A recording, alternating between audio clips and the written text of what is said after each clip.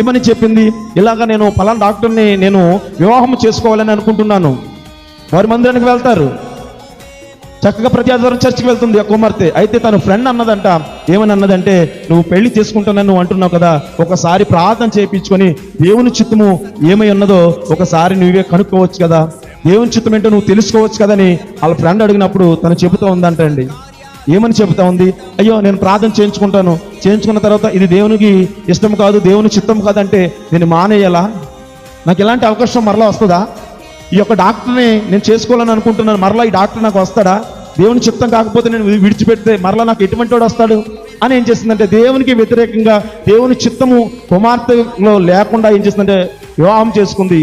వాళ్ళ ఫ్రెండ్ మాట కొట్టేసింది.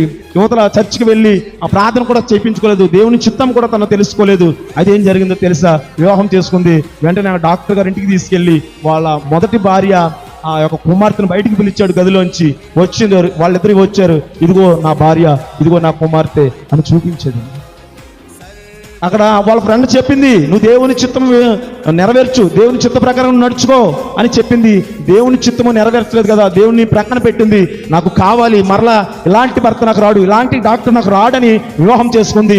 వెంటనే ఇంటికి తీసుకెళ్ళాడు, మొదటి భార్యను కుమార్తెను చూపించాడు. వెంటనే ఏమైందంటే మెంటల్ హాస్పిటల్లో జాయిన్ అయింది.